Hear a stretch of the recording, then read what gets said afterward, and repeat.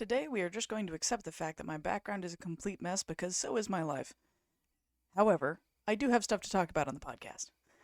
Welcome to Authority. I'm E. Probilski, and this is where we spill the tea on the publishing industry. I want to talk to you today about the idea of the suffering artist. It's something that we've really kind of romanticized. It's the artist in pain, the person who rips out their soul and creates art out of it. It's a thing, right? We see it romanticized all the time. Van Gogh, Hemingway, Poe. And yeah, we can transmute beauty out of suffering, but I don't think we should have to. And that's really the core of what I want to talk about today. I first heard the concept of happy oysters don't make pearls from a pastor of mine, and I love her very much. I have this little shell with a pearl in it that she glued, and they sit on a shelf of mine, and I think about it constantly. And she gave all of these out to the congregation. Her point, I think, though, is lost a lot of the time when we look at suffering. So, real talk here, obviously, life is pain, right? Pain is part of life. We can't escape it. We can't get rid of it. There's no life in which there isn't at least some pain. My friend Pam Shepard said, no pain, no plot, right? And that is just as true of life as it is of books. Nobody lives a life without some kind of pain in their experience.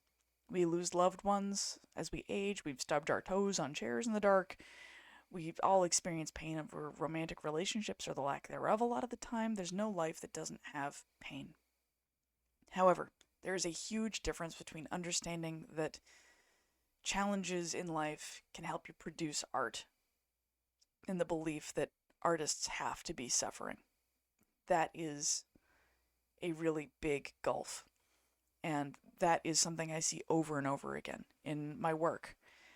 So one thing this is going to be a couple of different things. They all tie together in the end, I promise. So one thing I would need to talk about here is the fact that creativity is not a free action, to use Dungeons and Dragons terminology. Creativity requires energy. Oysters and pearls, it takes energy for the oyster to build up a pearl around that grain of sand that's messing with them. People don't often really think about the work that we're putting in a certain way. We think we're just sitting at our computer, right? But it requires a lot of work to do this kind of thing. Like, Time magazine in 2018 wrote an article, and summarizing it, basically, the brain uses a lot of calories. Just running our brains takes 20% of our daily caloric intake to just make our brain function. And most of that is done in glucose, so simple sugar. It can use more than that 20% of energy when you're engaged in really deep thought, which is what creativity requires. I'm pointing this out because a lot of us have the idea that we are just sitting at our computers, and that's a fallacy. There's a lot of energy being poured into these projects. And when we're already kind of running thin, because life is awful, we may not have as much energy to dedicate to creating. And that's just a reality. We can't escape that fact. Creativity is a demanding pursuit that takes time and energy and space. It's not just free. Humans are capable of incredible creativity with very little resources. That's evidenced time and time again when people in bad places do absolutely incredible things. That isn't average, though. And that's not the day-to-day. That's a moment in time. Right now, the world seems really intent on sucking every ounce of energy out of us. Between the 24-hour news cycle, our phones constantly going off with notifications about the newest horrible thing that's happened in the world. These things that are happening everywhere, regardless of whether or not you're paying attention to them in the news, the situation with ICE just scooping people off of streets, the fear that trans people experience, the violence happening all over the world, what's happening in Gaza, and what's happening over in Pakistan and India right now, like what's happening in all these different places, what's happening here in the United States, what's happening to people getting sent to El Salvador and just vanished. All of that is heavy, and the closer you are to those demographics, the heavier this gets. And it's a lot. And we also live in a society where we believe that we need to prove we have the right to exist, right? capitalism, the idea of the grind set, where you're always determined, your value is determined by how much you produce, and the idea that those who don't produce as much are not valuable to society. There's a lot of that kind of stuff happening right now, and it's awful. So if you're exhausted and struggling to create, just because you don't feel like you have gas in the tank, it's because you don't really have gas in the tank. That is an unfortunate reality. And that is, in fact, pain. The relationship between pain and art is complicated. Some of the moments of most deep, profound pain can create spectacular artwork. Poetry, music, paintings, essays. Pain can absolutely put artists and creatives into a place where they can put together some of their most incredible, soulful pieces. My favorite band, Citizen Soldier, began when the front man spent time in inpatient mental health care for a suicide attempt. I also have written some really potent and powerful and impactful pieces of poetry and songs when I was also in inpatient mental health care and right before I went in. I've written some of the best poetry of my life when I was in the deepest pain. And sometimes we are in so much pain that art feels like the only way out. It's the only way to get that experience out. We need to tear our souls open, spray blood onto the canvas, and just let out that feeling. And that's a real experience. I'm not gonna try and diminish that, so don't get me wrong. Pain can create incredibly beautiful art. And when I'm in my most pain, I usually do reach for art. I write poetry, I play music, I do artwork. I connect deeply with certain kinds of art when I'm in that place more than I connect with those kinds of art when I'm feeling good. That kind of thing keeps me grounded when nothing else seems to hold me in place. And sometimes music is the only thing that really will drag those emotions out of me and let me share them with anybody. However, the problem shows when we start romanticizing this kind of pain. When we suggest that this pain is the best way to create, that it's necessary to make something worth sharing around all the world, and that's where I start breaking the chain there. That kind of pain isn't necessary to create. That's not true. While it might be accurate that having experienced a lot of those things, or experienced pain, or experienced all these things, means that we have a well of things to draw from, to share, and it will impact our ability to really convey the experience. Because when you're reading, you can tell if a person has experienced this or if they're just writing about it. I can always tell. And that is an important thing. It's a distinction that we need to make. But at the same time, you don't need to be in pain at the moment you're creating to share those experiences. The tortured artist trope really hurts creatives. It does. It does a lot of damage to us. And that's kind of where we get into the real meat of why I don't think that this idea that pain and creation need to constantly be hand in hand. As a book coach, I am constantly running into people who blame themselves for not writing more. They'll come to me and say, I need coaching because I'm dealing with writer's block and I can't write. And I should be writing and I can't. So they come to me and ask me to fix it. And they usually say the same kinds of things. So the first thing I will always do is we'll sit down, have a conversation. Okay, you tell me you can't write right now. What's going on in your life? What's happening around you? And they will just say, I had a death in my family. Or I'm getting ready for my kids to go to college and I'm really anxious about that. Or I've been really sick. Or my partner has cancer. Or whatever it is. And they will come back to this idea that they just need to sit down and do the thing and write, and they just can't, and they're blaming themselves for it because they're not dedicated enough, or whatever other nonsense they've picked up from other people. And that's the problem. Yeah, some of my most raw and beautiful poetry came when I was in the depths of unendurable pain. But I cannot sit down day in and day out and write a cohesive narrative from beginning to end while I am in that kind of pain. I don't think anybody can. Short form is different than long form, and I'll talk about that in a minute, but the energy it takes to create long form is so much different than the energy that it takes to create short form. And both of them still take energy. Anybody who spends really difficult times in their lives knows that those things take a heavy mental and emotional toll on people. Whether you're dealing with loss, trauma, stress, physical challenges, health issues, it takes a really heavy toll on us. And our ability to plan and prepare and get things done is always impacted by that. More than most people realize until suddenly they're in it and they're like, wow, just existing today was almost more than I could do. Creativity requires energy. It's not just a free action that you can do whenever. You have to put effort and intentionality into it. And this requirement increases as the length of the piece increases. That's not to say short form doesn't require energy and focus and dedication and mastery. It does. I'm not here to claim one is better than the other, but I'm willing to bet you money that the people or person, whoever wrote Beowulf, it took them a lot longer to write Beowulf than it does to write a haiku. Just in functions of how long it physically takes to write that thing. Neither's better than the other.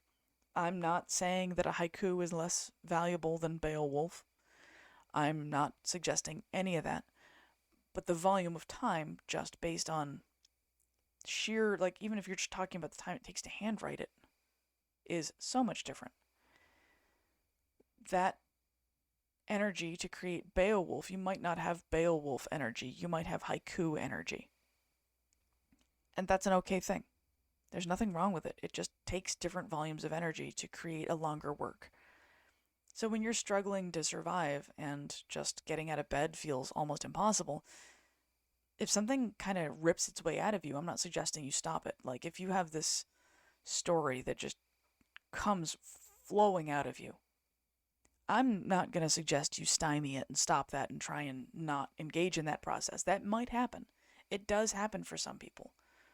There are also situations where you don't have the energy for that at all, and you go to try and create something and there's nothing. And you can't draw from an empty well. If the well is empty, there's nothing in it. You can't pull anything out.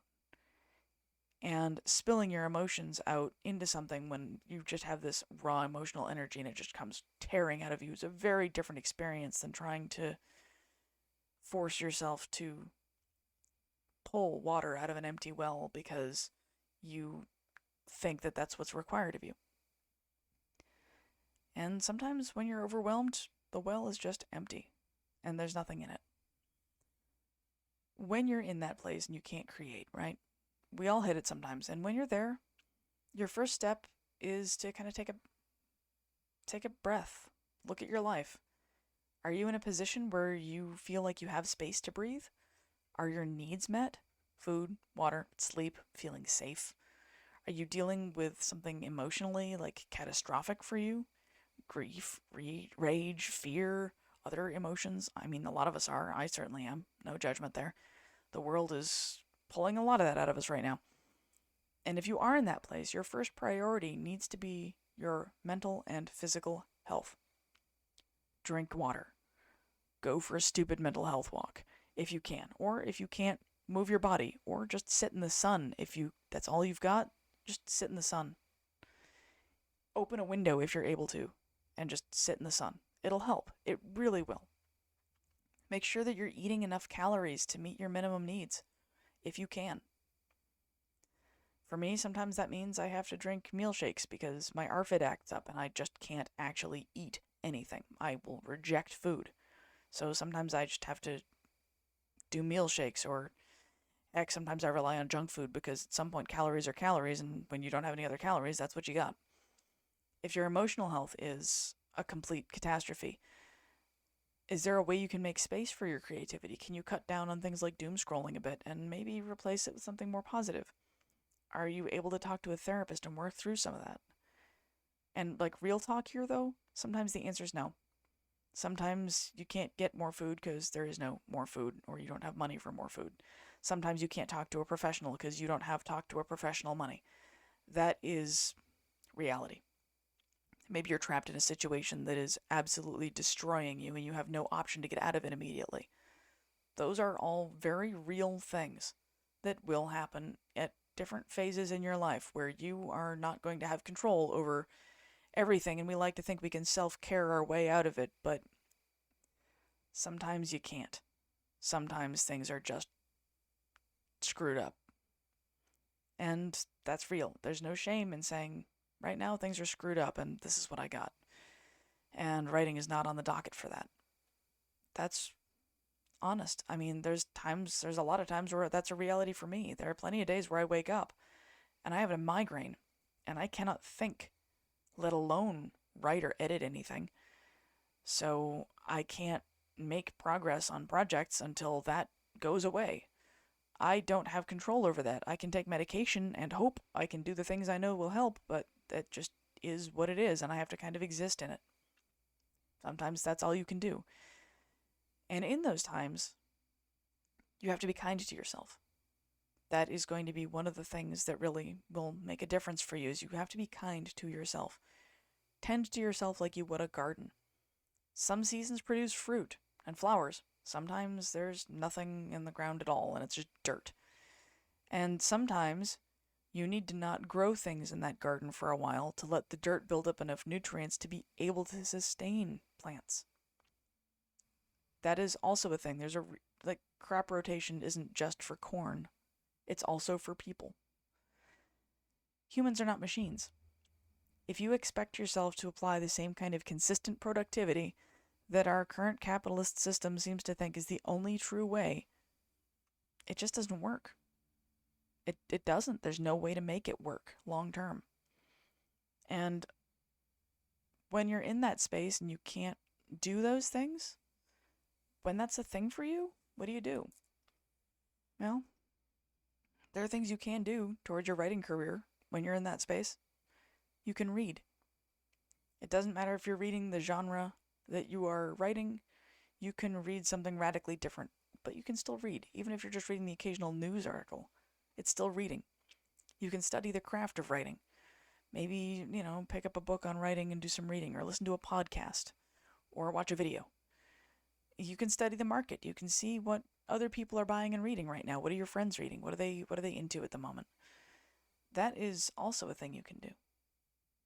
There are so many things you can do to push your writing career forward when you're not putting words on the page. And none of that should come with shame. I mean, when I'm done recording this podcast today, I'm going to be going outside and going for a walk because it is beautiful out. And I need to think about what my next step is going to be in a book that I'm currently working on. That counts. I might not be butt in seat, fingers on keys, but I'm going for a walk to think about the book. I'm going for a walk to consider all of the things that I need to work on. I'm also going for a walk because it is beautiful and I would like to see turtles on logs and not have to think about the news for a bit. Your subconscious does a lot of work when you're also just out doing that kind of thing. Before we wrap up here, I want to address the fact that when you can't write, you're still worthy. There's a lot of places online, there's a lot of writing groups, there's a lot of books out there that kind of try and gatekeep the idea of being a real writer. And a real writer is someone who writes. And, well, that's true to some extent. Sometimes we just have to take care of ourselves and survive situations that maybe we'll write about later. Sometimes we have to heal from old wounds before we can start working those into our characters and deal with fiction. Sometimes we just need to take breaks and go outside instead of staring at a computer all day. Those things are all necessary, and they don't diminish the fact that you're still a writer. If you're trying to write, if you want to start writing, or if you were writing and had to take a break because life decided that you needed to be on the floor with its boot in your teeth, you're just as worthy with no words written as you were when you were writing. You are just as worthy now as you will be when you have finished that great American novel you're working on in the back of your notebook. You are just as worthy now as you will be tomorrow, as you were last week, as you will be at the end of your life, as you were at the beginning of your life. Your worthiness doesn't change. It's a static fact. You have value because you're human. All other metrics are falsehoods.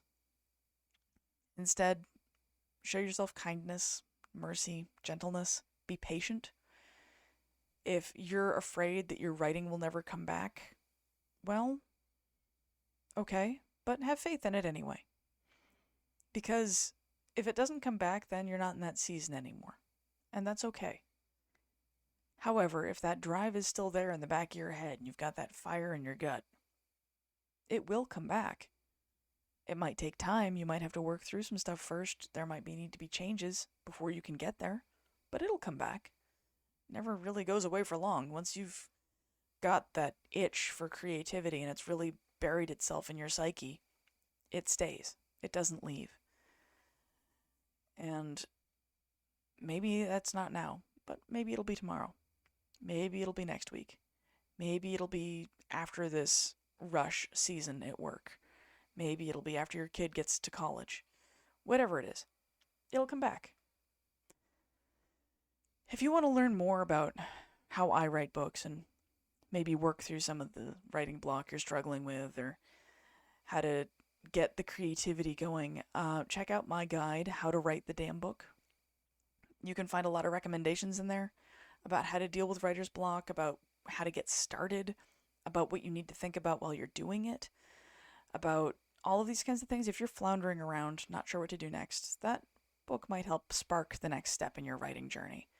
And it might help you break through some of the things you're fighting with right now. And I also, as always, want to thank you for spending your time with me. I'm grateful, and if you have need of an editor or coaching, you can find my contact information all over the place. It's on my website. My website is selfpub.me. You can send me an email. You don't need to do this alone. And I'm hopeful that you will be able to pull yourself out of whatever it is that is crushing you right now and get back to creating. And I have faith that you'll be able to. I do. Thank you, and I will talk to you next week.